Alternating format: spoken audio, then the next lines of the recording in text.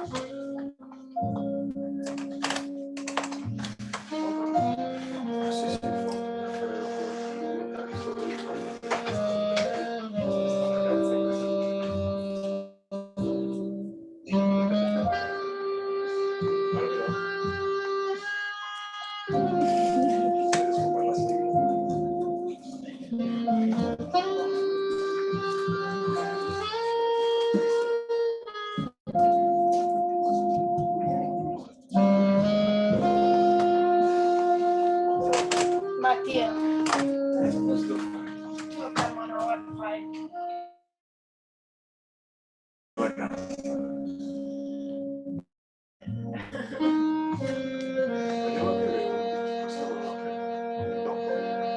gonna keep it short, so there we go.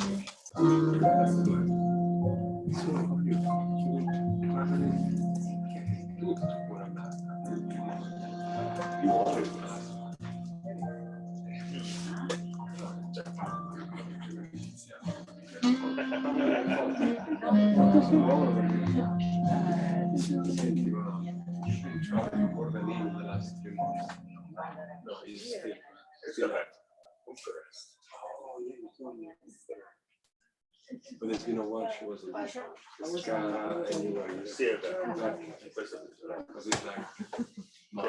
Exactly. Greetings, everyone, and thank you for joining us this evening. I understand that some of you fought through traffic and difficult parking, so kudos to you for making it here. My name is Shady Rose. I'm the events manager here at Lost City Books, and we're very, very pleased to have you, Lorenza, today to discuss the Garden of Monsters. A few things before we begin. Please go ahead and silence your cell phones, just because they can make a lot of noise, and we want to show some respect to our author today. If you are brand new here, we are Lost City Books, a used, new, and rare bookstore curated by a really cool team of booksellers and book lovers, including myself. And so if you have the opportunity after this event to browse around, you'll find that we've really carefully selected the books that we choose to feature here, which is how we ended up with The Garden of Monsters on our shelves. I'm going to just read your bio from the paper. I'm not that skilled to have it memorized. Just one more thing, though. If you notice, I have here a live streaming setup. None of you are visible, but towards the end of the event, we'll have question and answer. So your voice will be on the live stream if you choose to ask a question. Okay. Lorenza Pieri was born in Romania, but spent her childhood and teenage years in the small island of Giglio, Yes. off the coast of Tuscany. She studied in Siena and Paris and worked in publishing for 15 years. In 2014, she moved to the United States, where she works as an author, journalist, and literary translator. Il Sole Minore, her award-winning debut novel, was published in Italy in 2016 and has been translated in 5 languages. This is her first book to appear in English. It's an honor to have you. For those of you watching from home, if you want, you can ask questions by leaving a comment in the discussion. Thank you very much to everybody here, especially to Shady Rose, because this is my favorite bookshop, and I've realized that this is the first presentation that I do in English of this book, even though it was published 2 years ago. It was the middle of the pandemic. I had a book tour and everything was canceled. And so here we are. This is the first presentation and I'm very excited about it. And also I have to apologize for my broken English and my accent, but I think it's something that maybe gives you the flavor of the book, and you can expect to have an Italian accent while I'm talking. Basically, I have here some people who are friends, some are family too. So for my fan base, I have to make another apology because they probably will hear something they already know, and some of you already read the book, but for all the others, the new ones, I have to basically say something about the book, the set of the book, and the creative process behind it. And then I will read some parts just to give you some flavor of the book. I brought here a book that I would love you to maybe pass through because it's there are pictures of the set where the story is taking place. First of all, we are in Tuscany, and we are in Maremma, which is the southern part of Tuscany, where there is this town that I never name in the book, but it's Capalbio, and it's the village where I used to live in my teenage years. We are at the end of the 80s, the beginning of the 90s, so basically the time frame is from 1998 until 1992. And so in these 4 years, a lot of things happen in the story. Basically, the story is, there are a lot of levels. It's very hard for me to define when they ask me which genre is. It's very hard to say because there are many levels by which you can read the story. It's a coming of age story because one of the main characters is a teenage girl and she's struggling with the age she's growing up. She has a great role in the story, a role that I didn't know at the beginning would have been so important. And there is a political level because there is a lot about what was happening in those years in Italy and in Europe in general. We are in the middle of, in the middle of the story, there is 1989, so the year where Berlin Wall fell, and there is this passage, this dissolution of ideologies and the politics and the way politicians themselves were living their role changed in those years during the end of the 80s and the beginning of the 90s. In another level of society struggles, there are also class struggles, between the two families that are the protagonists of the book. And then there is also a biography, a sort of biography of an artist, who is Niki de Saint-Phal, who is the author of that wonderful garden, the garden of sculptures called the Tarot Garden, that was an inspiration for the book and also for the title of the book, because the Garden of Monsters, of course, is related to the Tarot Garden, in a literal extent. It was because the people who were living in that area, were calling these enormous statues, which represent the figures, the 23 figures of the tarot deck. We didn't know that were the tarot images. So we just saw this strange building coming up from this hill. At the beginning, they were just in gray, in concrete faces of monsters, dragons, a tower, and we called them the monsters. And of course, there is another sense, another meaning of the word monsters, because a lot of the characters in the book are kind of monsters, at least for Anna Maria, who is the only one who in some way keeps, at least for the time of the book, and then we don't know, but keeps her innocence. So she's the one who has to cope with all these people around her, around her family, her parents, who are not in any way a model for her. She has this new family that is coming from, well, Anna Maria comes from a family, a local family in this country, this side. They are breeders and farmers. And then in those years, something happened in this area, in Maremma, and Maremma became an incredibly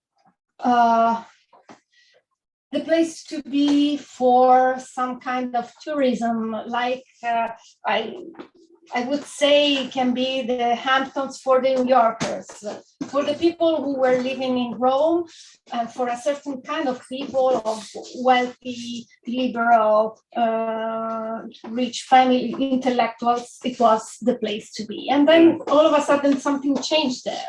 It was just a rural, a place where they were breeding horses and having a nice countryside, and it became all of a sudden a place of very wealthy tourism, and so a lot of money arrived. But we have to say that Maremma, historically, this part of Italy was for centuries considered an horrible place to be. It was a kind of swamp, a pond. There were malaria for centuries. And so even Dante in the Divine Comedy says that Maremma is even worse than the hell itself. Can you imagine? So I am describing this place in the exact moment when something changes completely, and it becomes a wonderful place, close to the seaside, with this wonderful light, the medieval village, and a lot of houses or former farms that were transformed in beautiful country houses. And so just to give you an idea of that, I'm reading the first, the beginning. And yes, I have another thing to say about the structure of the book, because it is divided in chapters, and every chapter has is a card, one of the card of the tarot deck, and every related to the meaning of that card. So we start with the card number 0, which is the Fool, and the meaning of the and the chapter has also something, of course, to do with what I described inside the chapter, what happens in this chapter. And the first pages are dedicated to introducing the story, and there is this place, and there is the Fool, who is in some way a card that symbolizes a liberating force, something that gives energy and something new that arrives. And that was Niki de St. Paul too, arriving in this place. Nobody thought anymore about what this region had been like only a few decades before. A putrid swamp, an inhospitable local infested with malaria, where you could be felled by mosquitoes or racked by sweats from atrocious fevers and bad water. All that was left of that world were heartbreaking folk songs about lost loved ones, voyages of no return, and birds whose feathers fell out simply from flying overhead. The hills and the ancient trees were the same, and as always, the nearness of the sea converted the light into a substance that made everything glisten. Once that had been vanquished, beauty remained. The area and its surroundings had been transformed into places that were pleasing in every season. There was the autumn sun on the leaves of the oaks, the horseback rides along the beach before lunch, the fine wine, the countryside with its olive trees and orderly vineyards, their ever-changing colors as months as Renaissance frescoes. There were beaches of gray sand darkened by the water, which was nevertheless clear and clean, There was the village with the tower, the crows, the medieval wall, and the little square, the sublime food, the placid animals, the farmhouses that were ugly but still could be bought cheaply. There was the proximity of Rome and something in the air at the end of the 80s that promised the change for the better. Money had arrived, the lifeblood and the poison of everything that would come after. But before, it had created a trap too large to be seen by those who found themselves caught within it. The money that arrived was good sign, as cheerful and shameless as the decade in which it circulated so freely. Yet the region would remain a place that everybody swore at, that everybody cursed with epithets like fucking Maremma, stinky Maremma, Maremma. And that's it's weird because people in the book, especially the ones belonging to the local familia, the Biagini, they talk a lot using this kind of swears. And that was something tricky in the translation because, of course, for an English language reader or an American, that doesn't mean anything. So the translator, she decided to keep it, but maybe because at the beginning there is this explanation that Maremma was still a word that we use to swear. It's a place, a damn place, even if it's very beautiful. Anyway, another thing I don't want to bore you because I know that, yes, many of you already know a lot about the book, and we will go quickly to the fun part because I brought some Prosecco. So. But there is something I really like to talk about, and it's the role of Niki de Saint-Phal in this novel. I wore this T-shirt, and it's her. And I've realized the first time we talked with Shadi, and that today, the day that we decided to keep for the presentation, is the 20th anniversary of her death. And that's an incredible moment for me to celebrate her life, her legacy, and her work. Something magic always happened with her. Since the book went out, I made another presentation when I felt she was present. There is a part of the book that I will read when she said that in her life she was a very rebel person, and then I will explain after the reading. But for me, it was hard to work and build up a work of fiction with all fictional characters. Of course, with whom I took the freedom of doing everything. I made them become monsters and say and do something that whatever I wanted. I basically had the freedom of make them horrible or save them themselves by doing something. But basically, this is the great freedom an author has faced to their characters. And with Niki, of course, I had to be more careful, and I needed to respect her life. I needed to be the more faithful as possible to her life in order to make her come in my story and make her become someone who has a great role in the novel. She has a role in the life of the other characters, especially with Anna Maria. She becomes a sort of mentor. And so I had to study a lot. I had to read a lot of biographies. There is basically nothing in Italian, so I had to find a lot. there is one of the sources was this wonderful graphic novel that that I found there in the graphic novel section. She luckily she wrote a lot of about herself, a lot of diaries, a lot of letters, and that became public.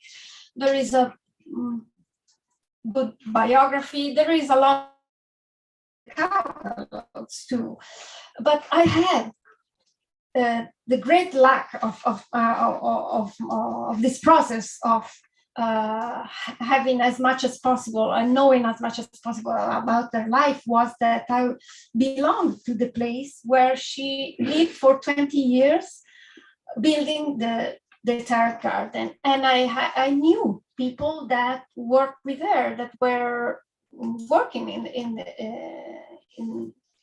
the garden, and they were very close to them. Especially one of these people, a woman who was her assistant. I had the chance to interview her and to know a lot of stuff that I wouldn't have known from the books, and that helped me a lot. That helped me a lot to rebuild that time, and rebuild also this incredible, wonderful, rebellious, pioneeristic artist that she was a feminist in a group of artists during the 60s, where basically women were just models or muse for men artists. And she was, and she had an incredible life, very far from the dream we can think about,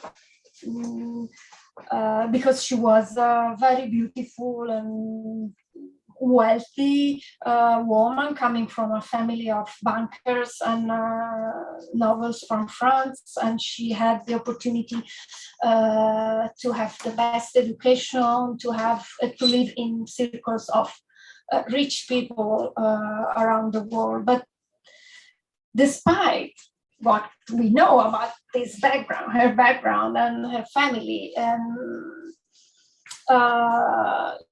she had a great, she had a big trauma because she was abused by her father when she was 12. And this happened once, and then she tried in years to remove this fact from her memory. But then this came back when she was 25. And then she started having panic attack, suicide thoughts, and she was recovered in a clinic. She already moved from the United States to Europe. She was already married at the time. She already had 2 kids. She went away from home very soon. She got married when she was 18. And so she was already a mother of 2, but and she was recovered in a clinic when she had electroshock, and she was diagnosed schizophrenia. And the doctor said, well, this woman will be out and back to the clinics for her lifetime because she has great problems and mental disorders. But then when she was in this clinic, after 6 weeks, she started drawing and painting, and she discovered that can be something superficial to say, but it was her that said that. I went into the clinic as a schizophrenic, and I came out from the clinic as an artist. And so this is something that really happened to her life. Art saved her.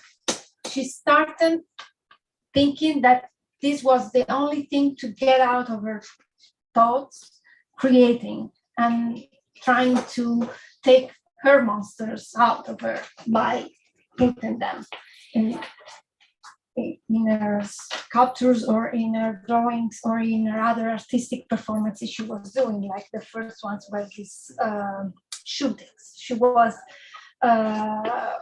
one of her first artistic performances was this panels of where she hid bags of colors under the plaster forms, and then she was shooting with a gun to this, and then there was this kind of strange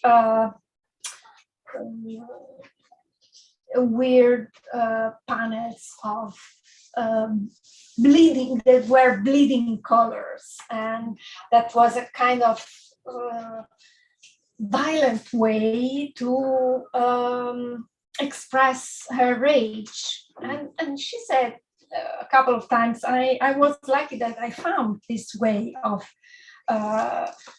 expressing my rage, because if it wasn't for that, maybe I would have become a terrorist.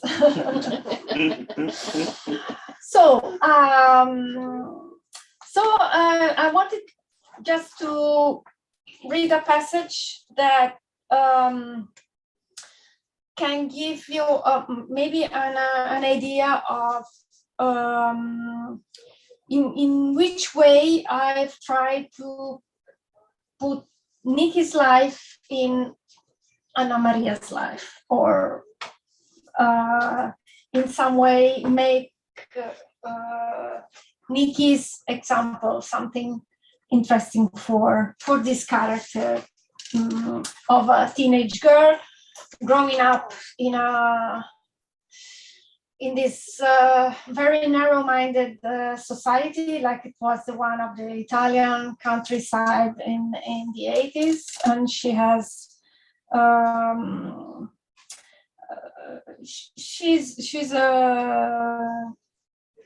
she just in this passage that I'm gonna read, she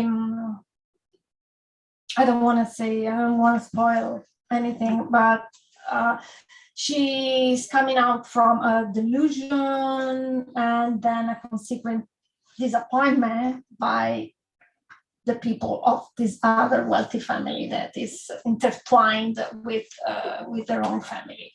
And so coming out from this disappointment made her attempt a suicide that everybody in her family was in denial with, because they just told, oh no, she just wanted to sleep. She took some pill more to sleep. And then she managed to come out of her sorrow by herself. But and then she, after some months after this event, she's going to school and she's going to the library. And then all of a sudden she decides to go to the tarot garden where there is Giovanna, her cousin, who's working with Nikki. And it's a way she gets inside the garden, and it's a way of going away. It's like, getting through the garden, which was a closed place, but it's like in Alice in Wonderland, is going inside another world. One afternoon, instead of going to the library, she kept going straight and went all the way to the tarot garden on her moped. She hadn't planned it. She had come to the stop sign and thought she didn't want to shut herself up in that silent room with that disturbing blind man who didn't bath very much and whose t-shirts were covered in dandruff.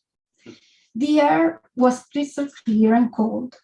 She wanted to talk a bit with somebody and realized it had been months since she had gone to see Giovanna. She crossed the path in the bushes. The abandoned chapel had been transformed into a completely new structure. The arbutus was in fruit, and it looked so beautiful to her how the berries had ripened. They were like Christmas decorations. gracefully dispersed among the branches. She heard gunshots in the distance, the barking of dogs, the scent of the underbrush and mushrooms, a smoking chimney. All at once, she felt something she hadn't felt for ages, like she was in the right place, comfortable in all five of her senses.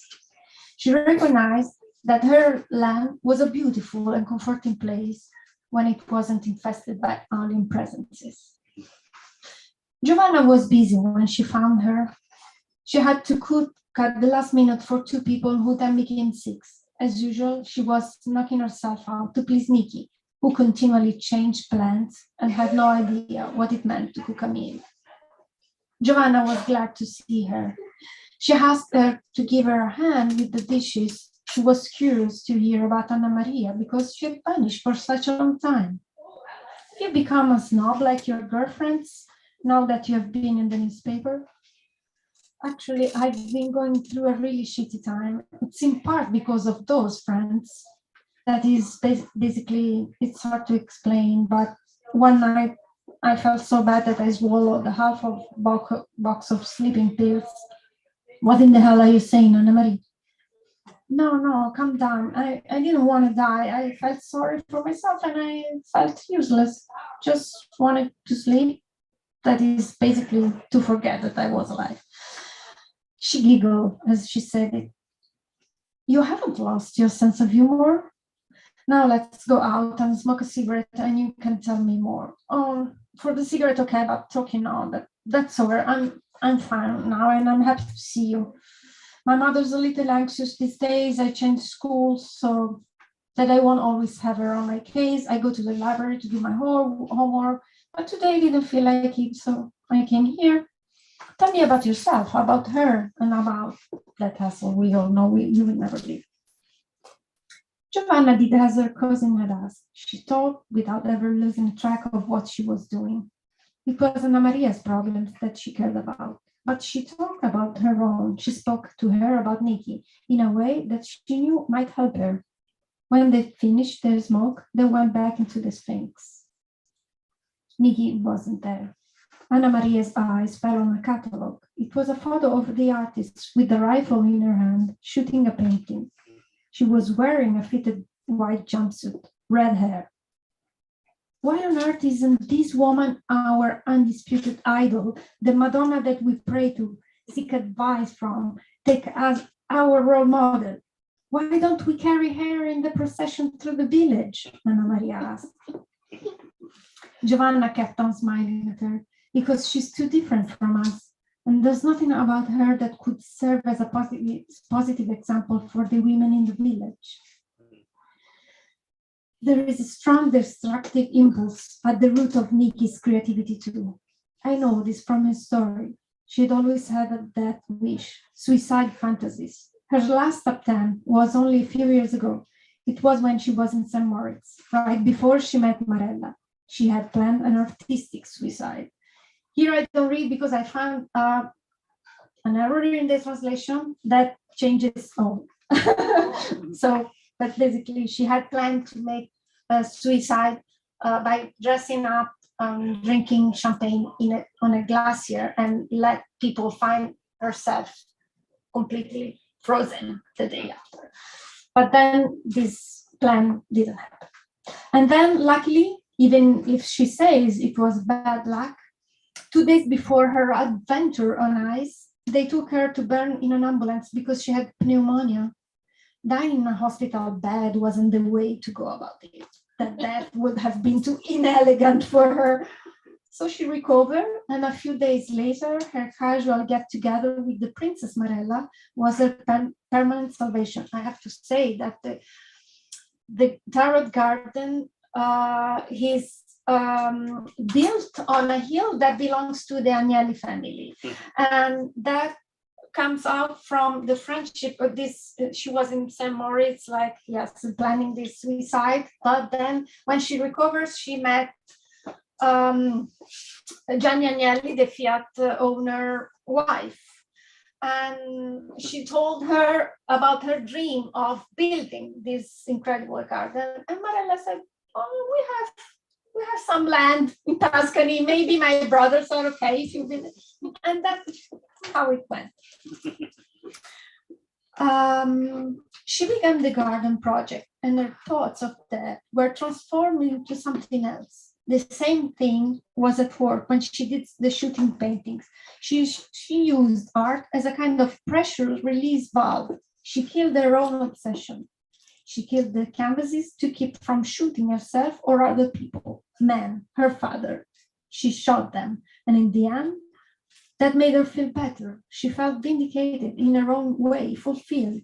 She had done something rather than destroy someone. It's a very interesting thing. Cathartic acts. Aristotle talked about that too. He thought that theater, through enacting tragedies, could have the spectator cleanse themselves, something like that. Mamma mia, Anna Maria, you know so much. Now that I'm going to the teacher training school, I'm forgetting the 4 scraps of Greek I learned at my old high school. And soon I'll be as ignorant as before, don't worry. Who is worried? The more you know, the better. It's just people in the village who think that knowing things only confuses people's ideas, and that being ignorant is the best way to keep in touch with the true things in life. That's idiotic. Staying ignorant is staying ignorant. Keeping in touch with the most primitive things, with no possibility of elevating yourself. Nikki is always telling me, you've got to study, read, and travel. Yes, Giovanna, but how can we take advice from a woman who's so different from us, who comes from such a privileged background compared to us? What does she know about what is to be like us? A noble, incredibly rich artist, a model, half American, half French, who grew up in castles between 2 continents without ever having to worry about having to work, to clean, to cook. What does she know about our life needs? Country girls born to humble parents, without travel, without stimulation, with only the pressure to help mama and dad in the barns, at the restaurant, in the fields, to clean other people's houses. Anna Maria, you don't know her, but you have to have faith. If not in her, then in me. She knows very well what suffering is. It has nothing to do with money. Maybe the same thing that we feel, you and I, that all of us feel, the same thing that made you take the sleeping pills. If she tells you to try and perform some ritual, do it. If there is something that bothers you, a thought that obsesses you, free yourself of it by taking some action. Ghosts don't exist, but if you pretend to shoot them, they can die. And then Anna Maria makes some acts of magic to shoot her ghosts and her obsession.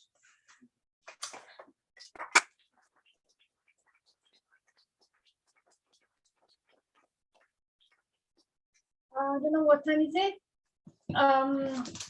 Maybe you have. Yes, so I'm going to jump in with a few questions for you, and then we'll open up to the rest of the audience to share your questions, and if you have thoughts that you'd like to share as well. First, I wanted to talk a little bit about the technical side of creating this book, because it is so very full of incredible historically, culturally significant elements and scenery, which to me seems like an immense amount of research and fitting things together, but I feel that you did it very beautifully. Can you talk a little bit about what that process was like in writing the book? Okay, sure. It's one of the things one author think about when the book is done, because when you are in the process, it's like, well, of course you know where you want, what you want to tell, the story that you want to create, but when I finished, I just realized how all these things came from. At the beginning was like driving in the dark. You know where you want to go, when you want where you want to arrive, but then what you see and you enlighten as long as you go on, it's something that you don't know, basically. So I discovered it little by little, and then in reading it back, apart from this, of course, this great part of research I did on Nikki's life, I just realized it's a lot of a big work of memory in the distance. And I realized that I had the chance to live in a place where a lot of things were happening in that years. And in the years where I was living there and I was observing what was happening, I didn't realize anything about that. But that time and that place was so full of changes. There was this change of geography, this change of society, this tentative, this crazy idea that all the rich people could live in the country and make business and become friends with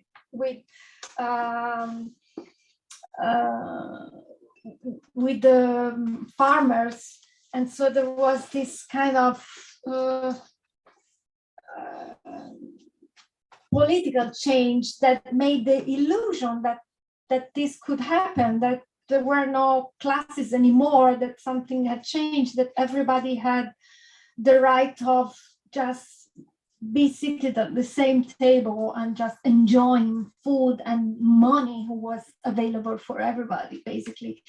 And that was happening. That was happening. And then really I had witnessed in my teenage years tables where there was like the Agnelli family with horse breeders, and where there were young people thinking about bodybuilding, and in the same street or few kilometers away there was this incredible artist building this work of art. And all of this was concentrated in a very tiny place, and this was so meaningful when I thought about this with the distance of time and the distance of geography, from another continent, from another decade, from another perspective. So it was just the way of rebuilding this world by giving to this a new meaning, or a meaning that I couldn't find when I was there. Thank you. I want to talk a little bit about the characters as well. Aside from Nikki, of course, as a figure in the book, where did you draw from to create each of these characters that appear? Because if you ask me, I think that characters in a book, of course, are meant to be people or copies of people, but they're also meant to be symbols of something that the author wants to communicate. So I wanted to ask you a little bit about each of your characters, and if there was anything that stands out to you as significant symbolically about each of them. Well, you try as an author, as you have the freedom, of course, with the characters of fiction. Maybe all of them come out from somewhere. I wouldn't say that I work by trying to describe people I know, but all of them come from people I know, because not the specific one, but basically putting together things or characters or ideas or dialogue that I remember. I'm so lucky. I have this memory for dialogues. I do remember entire parts of dialogues between people. Even that is something that makes a lot of trouble with the family, because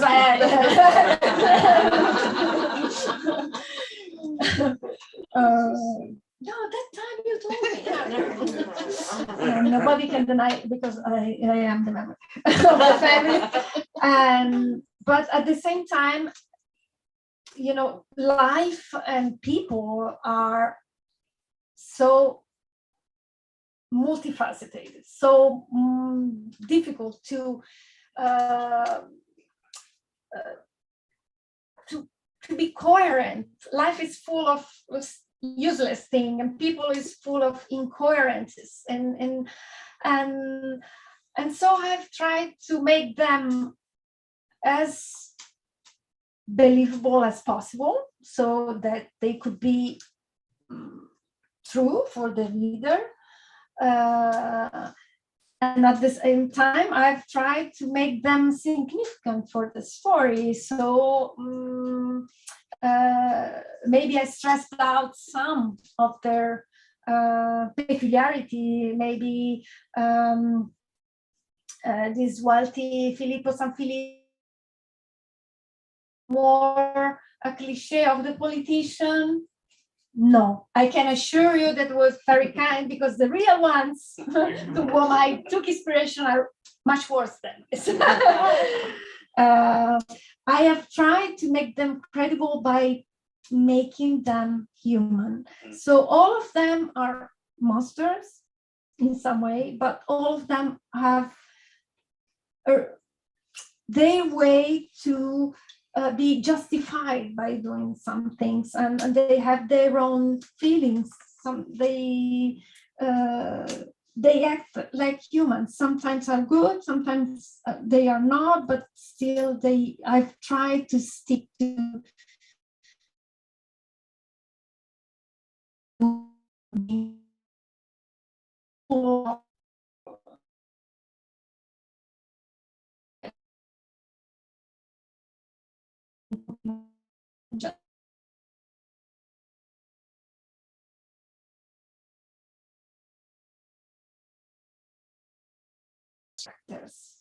someone told me, oh my God, these mates are so toxic. There is no one who can be good. And I said, well, that's how men used to be in the 80s. Still are, And, but still, there is something, I think that among them, there is a character who is actually a true one, who is Jean Tanguy, who was the Niki de Saint-Paul's second husband and her love of her life and great partner in arts. And their relationship was, I think, among the toxic relationship that I describe in the book.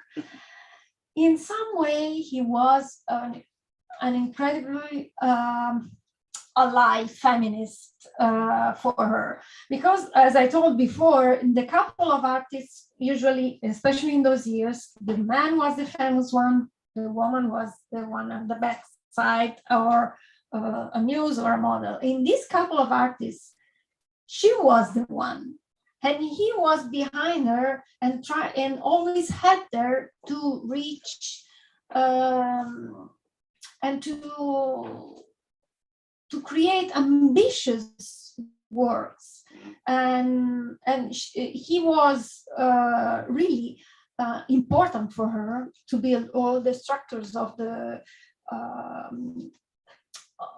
of basically all the statues, all the big sculptures.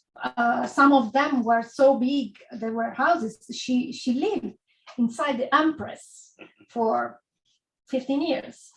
And it was Jeanne who was a sculptor before she became, and that was working with iron, with cast, and basically he was the one who made the structure of the first steps of the garden were made by Jeanne, and he never told that he or wanted a part in it. He knew that this was Niki's work, and he was just there helping, and it was good. Amazing. I love all of the tangents into Niki's history that we're seeing here, because it feels as though you really brought her to life with great detail. And so thank you for doing that. Something else that's noticeable, you mentioned a little bit there about the dialogue being very human and the characters being very human. Your writing is very much, it has a gravity while also allowing for the lightness to feel natural and in the passing of time. And it creates presence, so you forget, kind of sometimes that it's writing about the 80s. It doesn't feel like a time removed. It feels like a very present time when you read this book. And I want to ask you, as your other works have been translated into 5 languages, and this is your first being translated into English. What do you think of the feeling of the book in English compared to in Italian?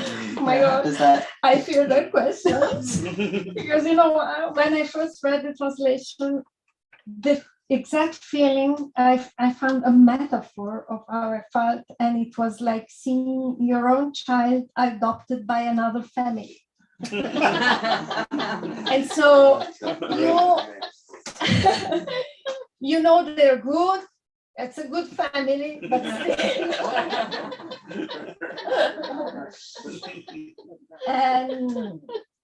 and then yes, the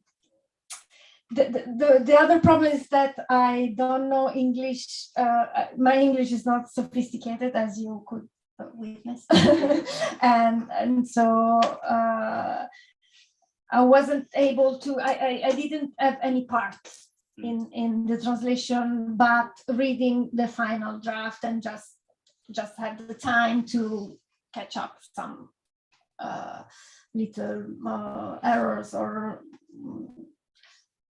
And so I don't know. It's really something that makes an author a bit estranged from its own work, and it's a weird sensation. And I can say that my other book was translated in Hebrew, for instance, which I cannot read, neither my name. I really don't know the characters, and it was such a relief. I don't know, it's okay. So I don't have even to think about it. And as I told you today, by reading this piece, I found an error and I said, oh my God, why? And a reader cannot understand what I was saying. and so, yes, it's a weird sensation. And the other language I know, which is French, and the other book was translated into French, and they didn't let me see the proof before publishing it, and so I decided not to read because it was too late at that time, and so I said, okay, that's done. And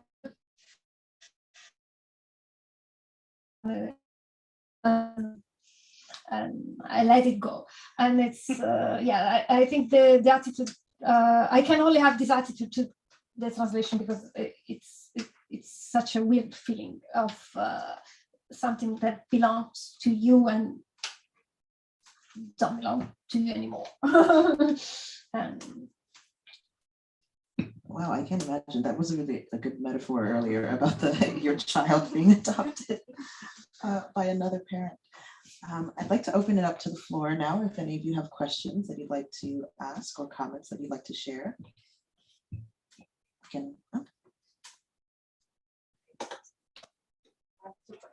First one, do you have any feedback from Nikki's family about your book? well, it's a very good question because I've tried several times to contact them. Even because we were asking, the publisher was asking them a picture of the garden for the cover, and they didn't reply to us for a long time. Then I using Instagram, I arrived to her niece, who's the person in charge of the foundation and or the legacy of her grandma, and I sent her the proof, but at the time they were in Italian, so she couldn't read the book. And I was explaining to her my project, and I was basically telling her that that book could be considered also a love letter to Nikki, because she was, she comes out as an incredible character, but I've tried, yes, to stay faithful as much as possible to her life. And then she replied to me, because in the same letter I was asking permission for, and I sent her the proof for the cover with this. In Italian, it's basically the same. The lettering is different, but it's this one. And this is the sculpture of the moon, the figure of the moon. There are some bidimensional sculptures among the 23 figures. This one is the moon and is a lot like an auto-portrait by Nikki, because the moon looks like her. She had this bob, and her nephew replied to me, and she told me, oh, usually for transforming her works of art, it would have been a no from her. And I was so scared, and I said, oh my God, they are suing me for. But then I wrote her again, and I said, what does it mean? So, because she said, usually for her it should have been a no. So it was tricky. And then she said, no, it's okay. I completely understood your project, so I approve it and you can use it and it's okay. But then I've sent her the book. I knew what the day I was presenting the book in Cavallo in Maremma, so I was very close to the Tarot Garden. I knew her nephew was there, and I made everything to invite her to the presentation because I wanted to know her, and she didn't show up. And in the garden, the Tarot Garden, the people who are working there, they are sort of secret set. They are very, very jealous about the garden and about Nikki's life. So yeah, basically they were kind, but not so open. Ma non with your book, you make more success, so more tourists come to see the park. You know,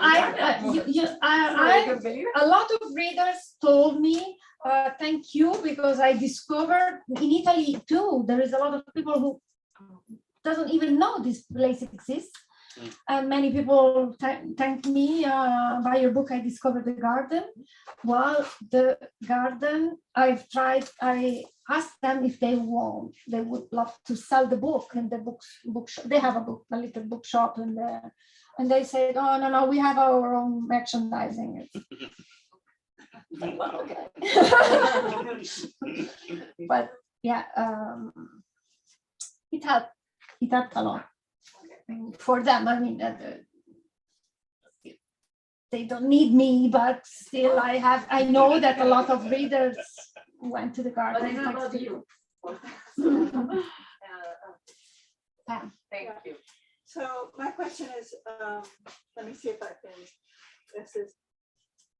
on the one hand, the book is very optimistic in that there's a kind of redemption through Nikki and her life and the influence she has on the people around her. But on the other hand, it's very pessimistic because the wealthy communist rich people and the farmers, there's basically, that's a very pessimistic story. There seems to be no real, in the end, communication between them. So is that correct, do you think? Or yes. What do you think? Yes. The book is like this. Part of it is optimistic, a part of it is pessimistic, exactly in the way you describe. The reality is also pessimistic. Because I tell you, Nikki, in some way, I realized that this influence that she had on this young Anna Maria is something that I made up, basically. She had very, very few contacts with young people. She basically lived in the garden and she had contacts with the people that were working with her. And to some extent, I in the book, I don't know, I put up a desire I didn't reach in my life to meet her as a 15-year-old girl. And I made a 15-year-old girl meet Nikki and have an important role in her life. A role that she needed at the time because she was living in a place where she had no models. She was struggling, for instance, with her sexual identity. She was struggling with the idea that she wasn't following her parents' path or what the village was expecting from her. And Nikki gives her opens to her a door to freedom. She tells this girl, you can really be whoever you want in life. You don't have to stick to these old models anymore. And that in life didn't happen. While the other part, the part of the political idea that the classes wouldn't count anymore, and that basically the rich and the poor, the educated and the ignorant could live peacefully together was an illusion. And then things went even worse than how I described. In some ways, someone has, I don't know if you have seen Parasite, the movie, that someone said, is this a kind of parasite of the Maremma? And there was a critic that was out on Repubblica a few years ago. It's the parasite of Maremma, because we see these two classic struggling, and the poor trying to in some way take advantage of the so-called friendship they have with the other, but all these sentences become a way where the rich in some way are always privileged, and everything transforms. This friendship becomes a kind of tentative of corruption, and everything falls apart.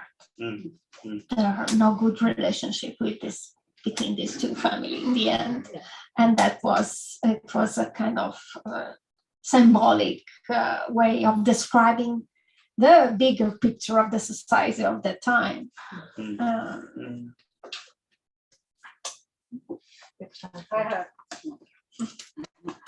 First of all, Lorenza, thank you so much. This is wonderful, really.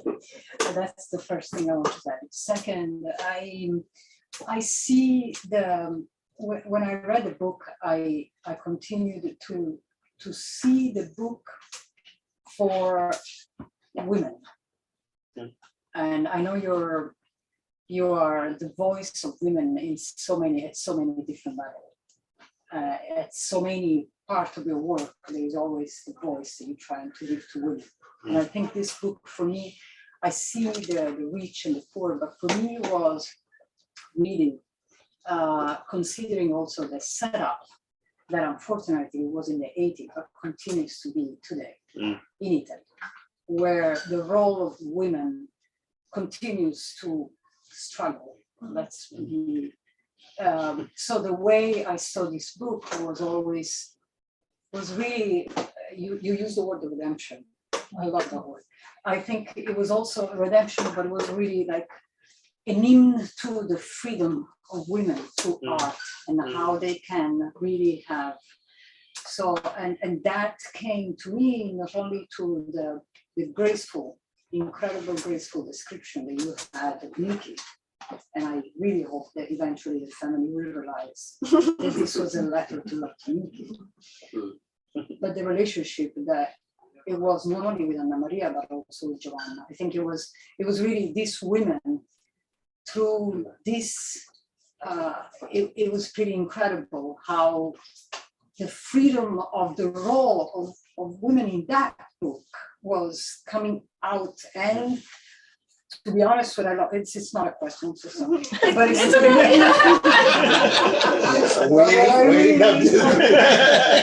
but one of the things that I loved mostly was the women in that story it was an intergenerational redemption. So it was the youth, the younger women trying to make something compared to their mothers and all the it's not a question. It's like, Okay, thank you very much. You can ask me, do you agree with this? Yes, I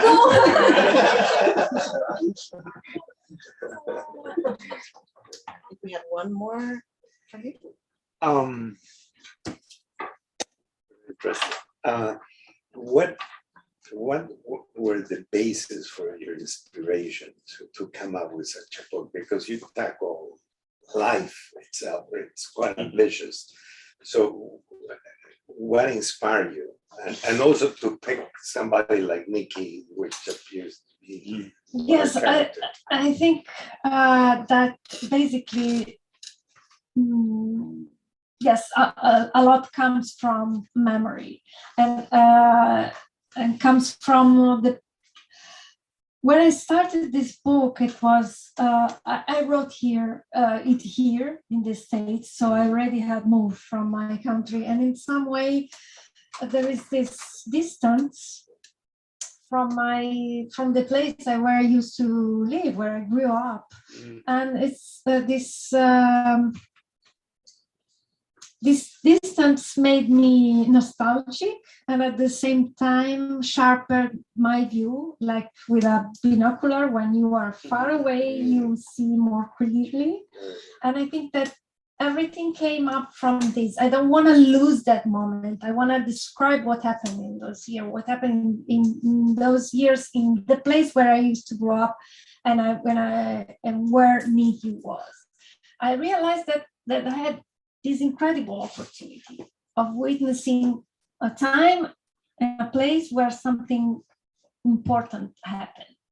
And so I think that was the greatest inspiration. The idea of keeping a memory of a time and a place to whom I belonged and that I love very much. So, very good.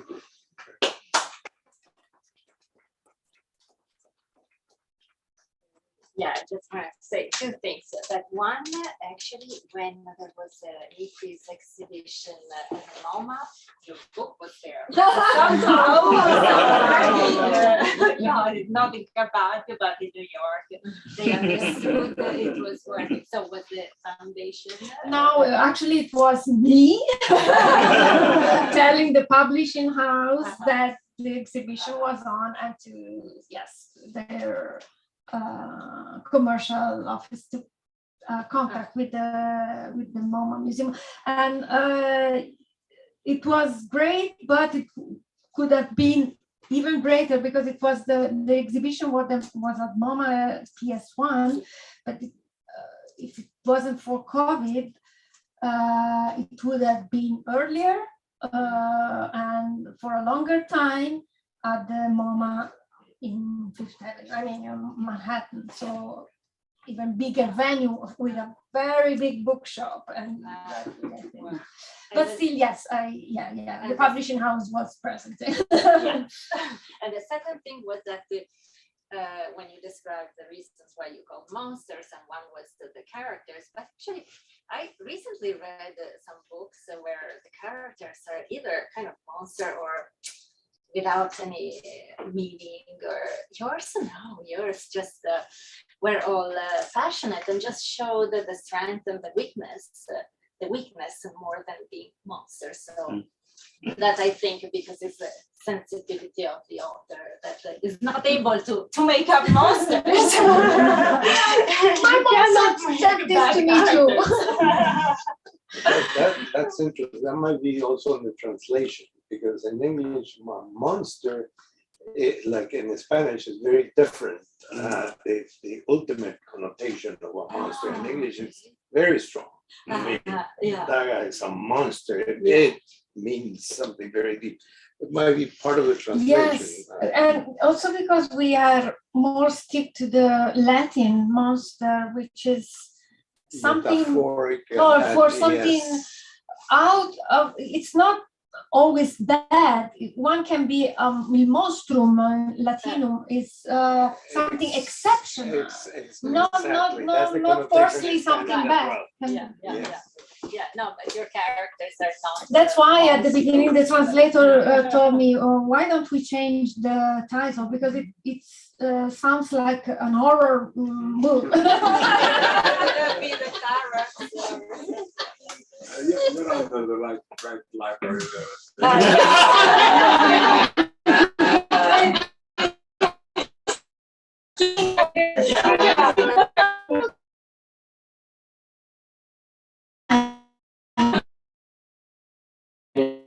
Thank you.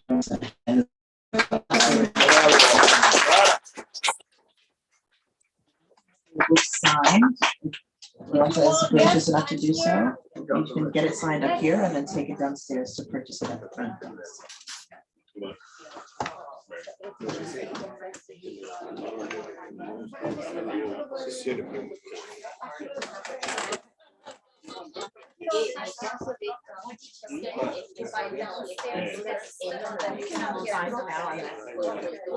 No, io li scrivo qui, poi li prendo. Oh, you're just fine. John,